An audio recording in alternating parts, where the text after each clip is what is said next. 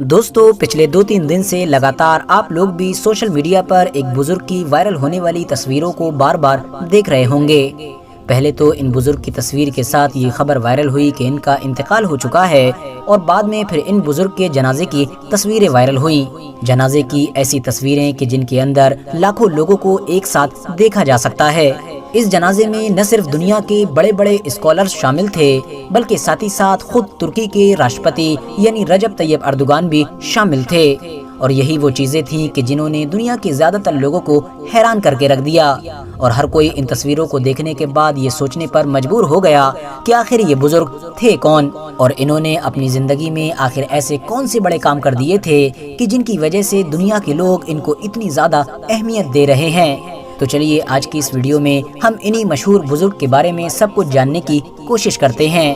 دراصل دوستو یہ کوئی اور نہیں بلکہ ترکی کے سب سے بڑے بزرگ اور مجدد شیخ محمود آفندی تھے، جو نہ صرف وہاں کے راشٹرپتی یعنی رجب طیب اردوغان کے پیر و مرشد بھی تھے، بلکہ ساتھ ہی ساتھ اگر الجزیرہ کی رپورٹ کی مانیں تو سلطنت عثمانیہ کی آخری نشانی بھی تھے۔ کیونکہ دوستو جس دور میں سلطنت عثمانیہ کو ختم کیا گیا تھا، اس دور میں ترکی کے بہت سارے چھوٹے بڑے عالموں نے چھپ چھپ کر گاؤں کے علاقوں میں جا کر پیڑوں کے نیچے بیٹھ کر وہاں کے بچوں کو دینی تعلیم دینا شروع کر دی تھی۔ جیسے ہی ان لوگوں کو یہ محسوس ہوا کرتا تھا کہ فوج چھاپے ماری کرنے آ رہی ہے، تو وہ لوگ فوراً پاس ہی میں موجود کھیتی باڑی کے کام میں لگ جایا کرتے تھے، اور اس طرح سے یہ محسوس ہوا کرتا تھا کہ یہ بچے پڑھائی لکھائی نہیں کر رہے ہیں بلکہ کھیتی کا ہی کام کر رہے ہیں۔ اس طرح سے اس دور میں چھپ چھپ کر پڑھنے والے بہت سارے بچوں میں سے ایک بچے کا نام محمود آفندی بھی تھا، وہی محمود آفندی کہ جن کی تصویریں اس وقت بڑی تیزی کے ساتھ وائرل ہو رہی ہیں۔ حضرت شیخ محمود آفندی نے جب اپنی پڑھائی کمپلیٹ کی تو انہوں نے بھی گاؤں کے علاقوں میں جا کر چھپ چھپ کر بچوں کو بالکل اسی طرح سے پڑھانا شروع کیا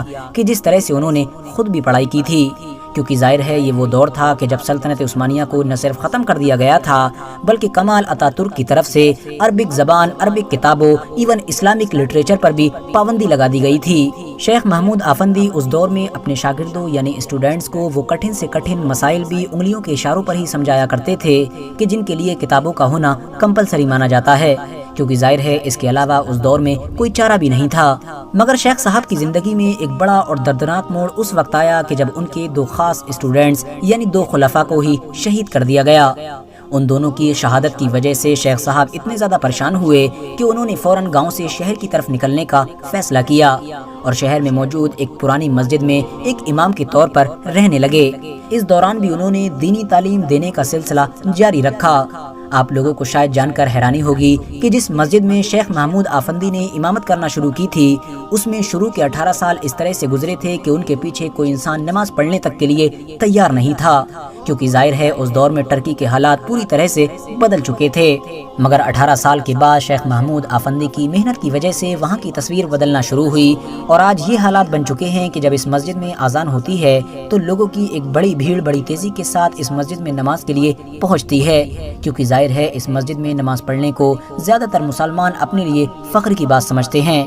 اس مسجد میں شیخ محمود آفندی نے لگاتار 40 سال تک امامت کی تھی۔ شیخ محمود آفندی کا تعلق حنفی مسلک سے تھا۔ اس کے علاوہ بات کریں اگر صوفی سلسلے کے طور پر تو آپ کا تعلق سلسلہ نقشبندیہ سے تھا۔ مگر دوستو بھلے ہی شیخ محمود آفندی مسلک سے حنفی ہوں، لیکن قابل اتنے تھے کہ چاروں ہی مسالک پر ان کو مہارت حاصل تھی۔ اگر آپ لوگ شیخ محمود آفندی کی زندگی کے پنوں کو پلٹو گے تو آپ کو پتہ چلے گا کہ ان کی پوری ہی زندگی اتار چڑھاؤ سے بھرپور ہے، مگر بھلے ہی وہ کسی بھی حالات میں رہے، انہوں نے اپنی پوری زندگی بڑے ہی پیسفلی اور لوگوں کو دین کی تعلیم دیتے ہوئے گزاری تھی۔ کبھی اپنے گاؤں کی چھوٹی سی مسجد میں چھوٹے چھوٹے بچوں کو پڑھایا، تو کبھی بڑے شہر کی بڑی مسجد میں جا کر ایک بڑے لوگوں کی بھیڑ کو لیکچر دیا۔ دوستو 1980 کے دور میں جب ترکی میں دوسری بغاوت کی وجہ سے حالات حد سے زیادہ خراب ہو چکے تھے، تو اس پورے حالات کو سنبھالنے میں بھی شیخ محمود آفندی نے ایک اہم کردار ادا کیا تھا۔ یہ اس پورے دور میں لیفٹ اور رائٹ ونگ کے بیچ میں ایک دیوار بن کر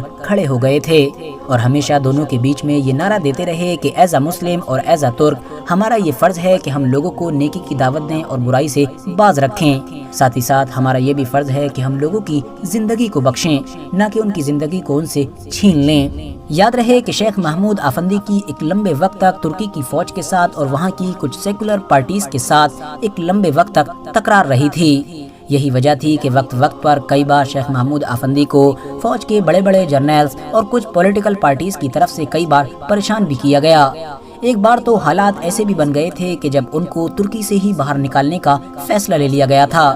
مگر ظاہر ہے اس وقت تک شیخ محمود آفندی کی فین فالوئنگ بہت زیادہ ہو چکی تھی اور ترکی کے بہت سارے لوگ ان کے اتنے زیادہ دیوانے ہو چکے تھے کہ وہاں کا ایڈمنسٹریشن چاہتے ہوئے بھی شیخ محمود آفندی کو دیش سے باہر نہ نکال سکا۔ 1982 میں شیخ محمود آفندی کے اوپر ترکی کے ایک مشہور انسان کے قتل کا الزام بھی لگایا گیا تھا، مگر ظاہر ہے 2.5 سال کے بعد ہی ان کو عدالت کی طرف سے کلین چٹ دے دی گئی، مگر 1985 میں ایک بار پھر سے ان کو عدالت کے کٹگھرے میں کھڑا کر دیا گیا اور اس بار یہ دلیل دی گئی کہ ان کی جو ایکٹیویٹیز ہیں اور ان کے جو لیکچرز ہیں وہ ترکی کی جو سیکولر سوچ ہے اس کے لیے بہت خطرناک ہیں اور فیوچر میں اس کو نقصان پہنچا سکتے ہیں، مگر عدالت نے ایک بار پھر سے شیخ محمود آفندی کے حق میں ہی فیصلہ سنایا اور ایک بار پھر سے ان کو کلین چٹ ملی۔ سن 2007 میں استنبول شہر کے اندر شیخ محمود آفندی کی جو رہائش گاہ تھی اس کے بالکل قریب میں ہی کھڑی ان کی گاڑی کے اوپر زبردست فائرنگ بھی کی گئی تھی،